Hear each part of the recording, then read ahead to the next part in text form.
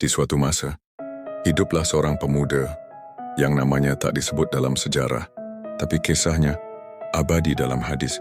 Dia bukan pemuda biasa, dia pembunuh.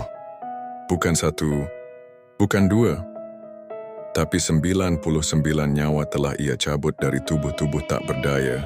Tak ada yang bisa menentangnya, tak ada hukum yang menjeratnya. Hatinya gelap seperti malam tanpa cahaya, namun di balik dosa yang menggunung, ada keresahan yang mulai tumbuh. Suatu malam, pemuda itu duduk sendiri memandangi langit, hatinya gelisah. Ia bertanya dalam sunyi, apakah Allah akan mengampuni dosaku? Pagi harinya ia berangkat, mencari seseorang yang bisa memberinya jawaban. Ia temui seorang rahib, seorang ahli ibadah. Dengan mata penuh harap ia bertanya, aku telah membunuh 99 orang, apakah masih ada ampunan untukku? Rahib itu menatapnya. Wajahnya berubah ngeri, tidak, dosamu terlalu besar, tidak ada taubat bagimu.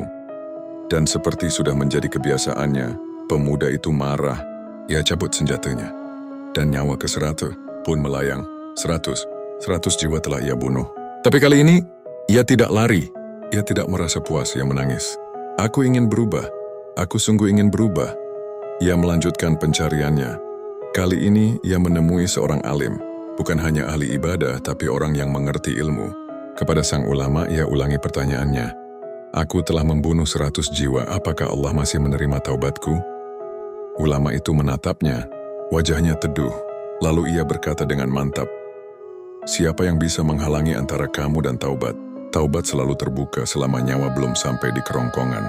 Lalu sang alim memberi nasihat. Tinggalkan negerimu yang penuh dosa. Pergilah ke sebuah negeri yang penduduknya syaleh. Di sana beribadahlah dan jangan kembali ke tempat asalmu. Pemuda itu merasa hidup kembali. Untuk pertama kalinya, harapan tumbuh. Ia segera berangkat, menempuh perjalanan panjang, melintasi padang tandus dan terik matahari.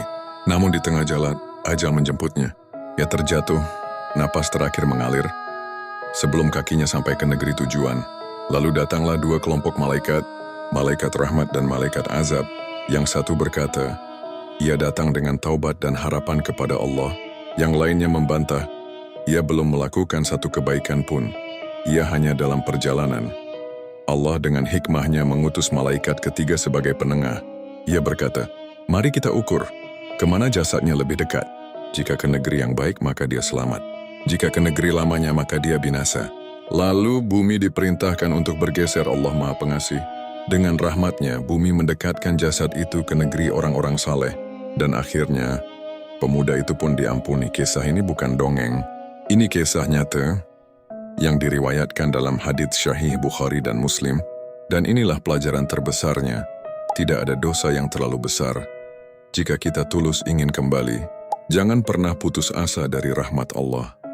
Yang Allah lihat, bukan seberapa banyak dosamu, tapi seberapa besar keinginanmu untuk bertaubat.